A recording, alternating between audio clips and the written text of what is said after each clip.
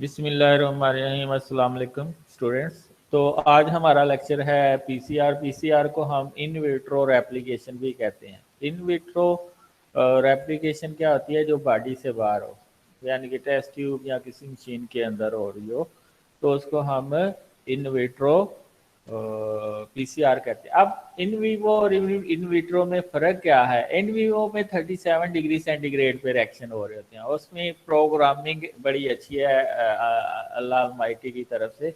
एक बेहतरीन निज़ाम है जिसमें डिफरेंट इंजाइम इन्वॉल्व हैं, डिफरेंट प्रोटीन इन्वॉल्व हैं for the synthesis of DNA from parent DNA. तो उसको हम रेप्लिकेशन कहते हैं। यहाँ पे जो पीसीआर हो रही होती है ये हाई टेम्परेचर पे अराउंड 95 50 से लेके 95 डिग्री सेंटीग्रेड तक ये पीसीआर का प्रोसेस चलता है। ठीक है।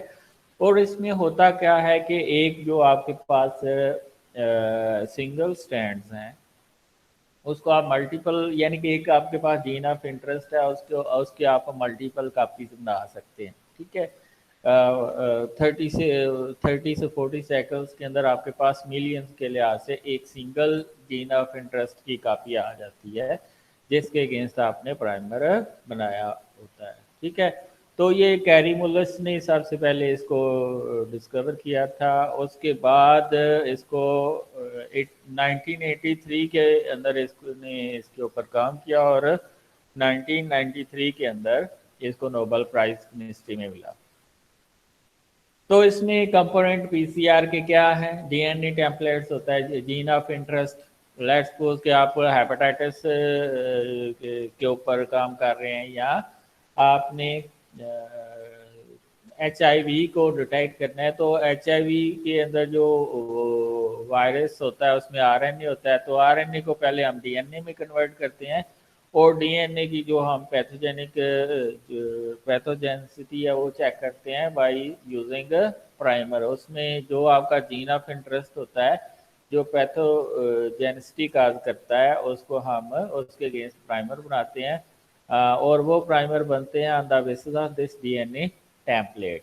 ठीक है, जो आपका जीन ऑफ इंटरेस्ट होता है।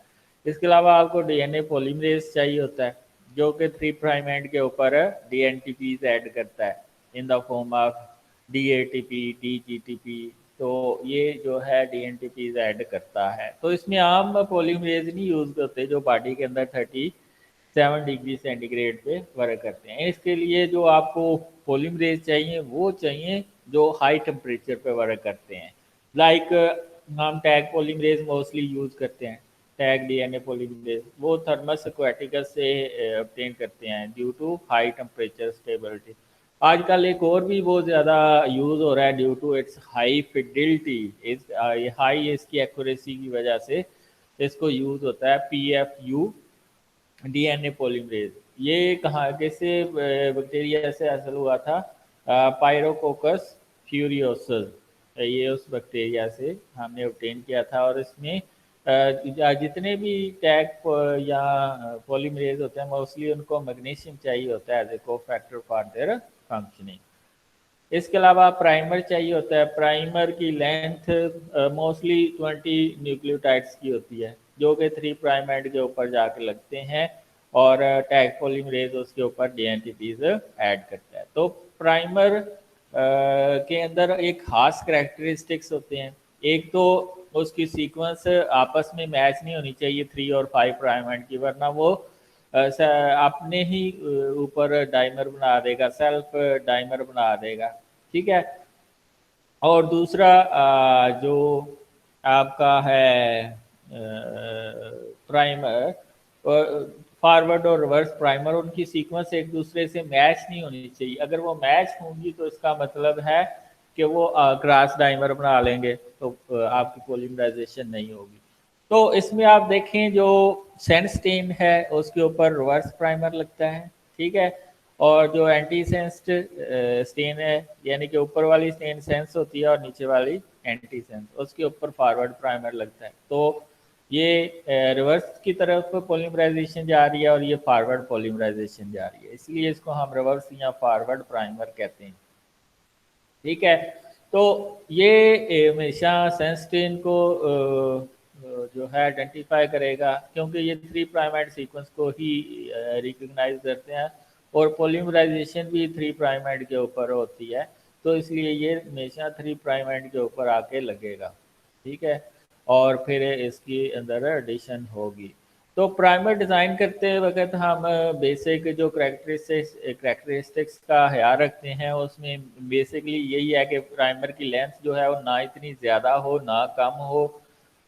इसके अलावा इसमें जीसी कंटेंट 50% से ज़्यादा हो ताकि बाइंडिंग बड़ी अच्छी हो। इसके अलावा इसमें ये है कि इसमें प्राइमर की सीक्वेंस इस तरह की होनी चाहिए, वो सेल्फ डाइमर ना बनाए या क्रॉस डाइमर ना बनाए या ना वो सेकेंडरी स्ट्रक्चर बनाए, ठीक है। तो इसके अलावा इसमें पोली जो न्यूक्लियोटाइड है एक ही तरह के, वो रिपीट नहीं होने चाहिए, वरना secondary structure hairpin loop structure बन सकता है, ठीक है।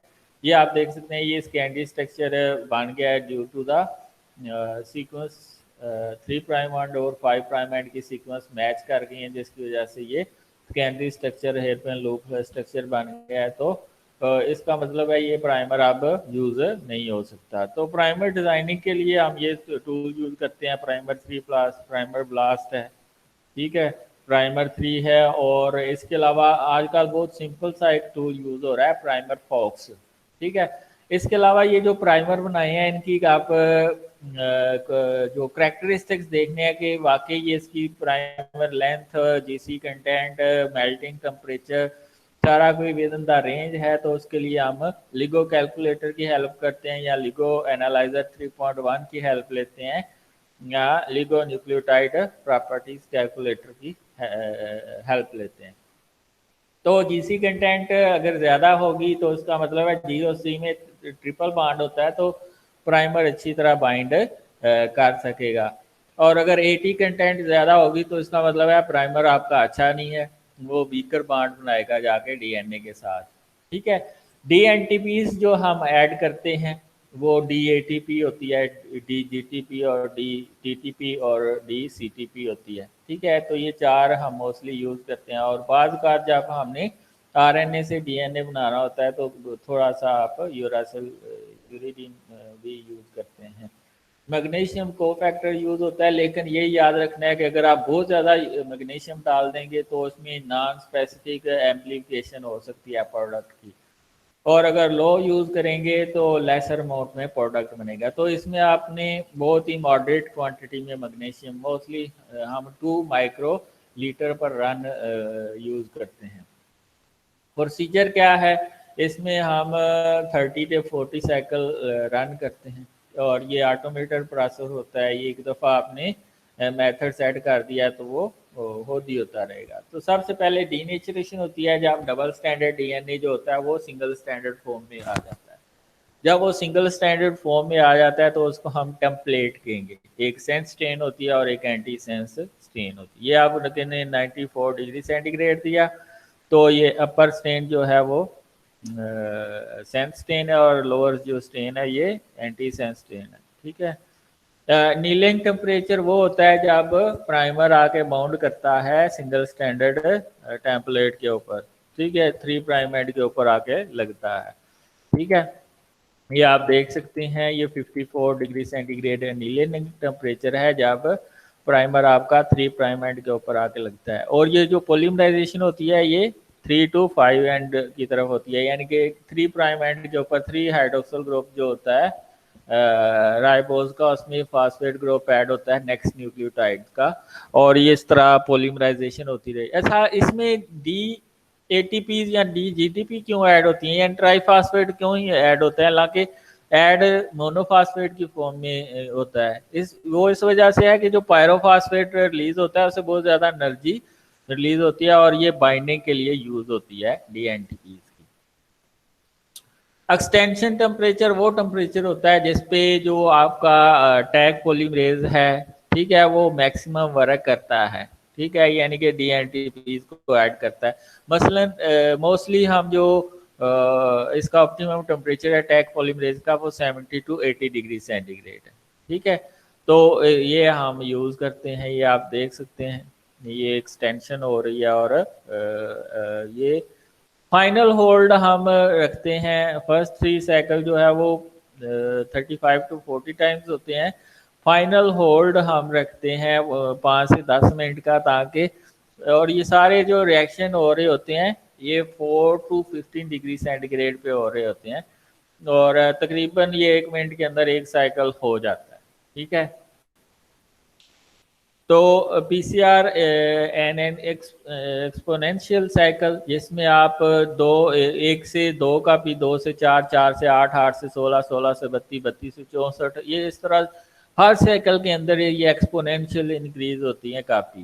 ठीक है, तो इसमें आपके पास एक्सपोनेंशियल इंक्रीज होता है 2, 1 से 2, 2 से 4, 4 से 8, 8 से 16, 16 से 32, 32 से 64। ठीक है, तो इस तरह ये इंक्रीज होती जाएंगे और अगर 35 साइकिल हो गए हैं तो इसका मतलब है 68 billion copy, 68 billion copy after 35th cycle. एक आपके जीन ऑफ इंटरेस्ट की 68 बिलियन कापीज आती हैं आफ्टर 35 साइकिल्स। ठीक है, तो ये आपने तकरीबन 1 मिनट के अंदर ये आपका जो है साइकिल कंप्लीट होता है। लेकिन कुछ एक्सपेरिमेंट के अंदर टैग पॉलीमरेज को हम एक्टिवेट करने के लिए 5 मिनट 95 डिग्री सेंटीग्रेड देते हैं, तो उसमें एक्टिविटी अच्छी आ जाती है। लेकिन अगर आप ज़्यादा टाइम के लिए 95 डिग्री सेंटीग्रेड देंगे हर साइकिल में, तो उसमें आपके जो एंजाइम है उसकी एक्टिविटी कम होने का चांस है। तो इसमें जनरल ये आप चीज़ें यूज़ करते हैं, distal water magnesium DNTPs 1 microlitre, forward reverse primer 0.5 microlitre, tag polymerase 0.2 microlitre और टेम्पलेट DNA ये 0.1 से लेके 1 माइक्रोलीटर तक होती है। तो टोटल आप 30 माइक्रोलीटर या 20 माइक्रोलीटर बनाते हैं। इसका आप मास्टर मिक्स भी बना लेते हैं। मास्टर मिक्स तब बनते हैं जब आप बहुत ज़्यादा रन करना चाह रहे हैं। अगर आप सिंगल रन करना चाह रहे हैं तो फिर हम ये बनाते हैं खुद से सोल्यूशन। अगर आप ज़्यादा रन करना चाह रहे हैं तो आप मास्टर मिक्स बना लेते हैं, जिसमें ये एक डिफाइंड क्वांटिटी में सारी चीज़ें होती हैं और उसका 20 माइक्रोलीटर आप ले लेते हैं। ठीक है, पीसीआर में आप load the reaction into 0.2 ml PCR tube, यानी कि माइक्रोफ्यूज ट्यूब के अंदर आपने डाल के close the lid and turn the knob until it stops. ठीक है, जब वो स्टॉप हो जाएगा turn on PCR machine, switch on करना है पीछे से और मेन्यू को बटन को प्रेस कर देना है और एंटर कर देना है। फिर अपनी कंडीशन सेट कर लेनी है कि 15 सेकंड के लिए डीनेचरेशन, 15 सेकंड के लिए एनीलिंग, 15 सेकंड के लिए एक्सटेंशन, और इस तरह ये साइकिल होते रहेंगे। जितना भी आपके जो प्रोसीजर में लिखना हुआ है उसके लिहाज से आप सेट कर लेंगे चीज़ें। एप्लीकेशन क्या है? Used in the molecular biology and genetic disease research to identify new genes, यानी कि नई जीन्स को डिस्कवर करने के लिए भी यूज़ होता है। इसके अलावा कोई एंशंट आपके पास सैंपल आ गया, यानी कि पुराना डीएनए का है एंथ्रोपोलॉजी का, तो उसमें भी आप एवोल्यूशन को स्टडी करने के लिए आपका जीन ऑफ इंटरेस्ट यूज़ कर सकते हैं। इसके अलावा क्राइम सीन के ऊपर कोई जो मर्डर करने वाला है या और कोई उसके ने मुजरम ने जुर्म किया है, तो उसका कोई बॉडी पार्ट यानी कि नाखून वगैरह या ब्लड रह गया, तो उससे हम उसका आइडेंटिफाई कर लेंगे कि ये कौन सा ह्यूमन बीइंग है। ठीक है, इसके अलावा ये मेलिग्नेंट डिजीजेज लाइक ल्यूकेमिया और लिम्फोमा को चेक करने के लिए यूज़ होता है। इसके अलावा ये जो मेलिग्नेंट सेल्स होते हैं उनकी इन्फेक्शन जेंट को आइडेंटिफाई के लिए करने के लिए यूज़ होता है। इसके अलावा पीसीआर म्यूटाजेंसिस की स्टडी के लिए यूज़ होता है। एडवांटेज क्या है पीसीआर के? Small amount of DNA is required पर टेस्ट, अराउंड 0.1 माइक्रोलीटर भी है तो आपका काम हो जाएगा। Result obtain more quickly, usually with in 1 day for PCR, और इसके लिए आपको कोई रेडियो एक्टिव मटीरियल नहीं चाहिए। PCR is much more precise in determining the sizes of allele essential for some disorder. PCR can be use to detect point mutation, अगर single mutation आई है। इसके अलावा इन्फेक्शन एजेंट्स को आइडेंटिफाई करने के लिए यूज होता है, like Neisseria, gonorrhoea and chlamydia, ये सारी। इसके अलावा HIV factor, V Leiden, forensic testing and many other. तो ये आप देख सकते हैं कितनी ज़्यादा इसकी एप्लीकेशन है आर्कियोलॉजी में, एपिडेमियोलॉजी में, इकोलॉजी में, फिंगर प्रिंटिंग में। ये फिंगर प्रिंटिंग आपको अच्छी समझाएगी का जब हम कल दूसरा लेक्चर अपलोड करेंगे DNA फिंगर प्रिंटिंग के ऊपर। तो classification of organism, genotyping, pre and natal diagnosis, ये भी आपको कल के टेक्निक्स में ऐसे आएगा। Nutritional screening, drug discovery, genetic matching, detection of pathogens, ये सारी इसकी। इसके अलावा सीक्वेंसिंग में आप जो जो भी चीज़ सीक्वेंस करते हैं उनका PCR लाजमी करते हैं, उसकी मल्टीपल कापीज लाजमी बनाते हैं। जेनेटिक इंजीनियरिंग में साइड डायरेक्टेड म्यूटाजेंसिस को चेक करने के लिए, जीन एक्सप्रेशन स्टडी को चेक करने के लिए यूज़ होता है। तो भी हम एक छोटी सी वीडियो देख लेते हैं, उसमें आपको और ज़्यादा अच्छा समझ आ जाएगा। ठीक है, ये आपके पास PCR है। ठीक है, तो it is a technique to make multiple copy from single template. ठीक है, तो ये देखें आपके पास मल्टीपल कापीज आ जाती हैं, और ये आप इसकी डिफरेंट, ये आपके पास सैंपल है, सैंपल से आपने DNA एक्सट्रैक्ट किया, उसका PCR किया, तो उसके में आपके पास मल्टीपल, ये आपका जीन ऑफ इंटरेस्ट है, इसकी आपके पास मल्टीपल कापी होगी। ठीक है, और उससे आप उसकी जेनेटिक करेक्टराइजेशन करा लेते हैं थ्रू DNA फिंगर प्रिंटिंग।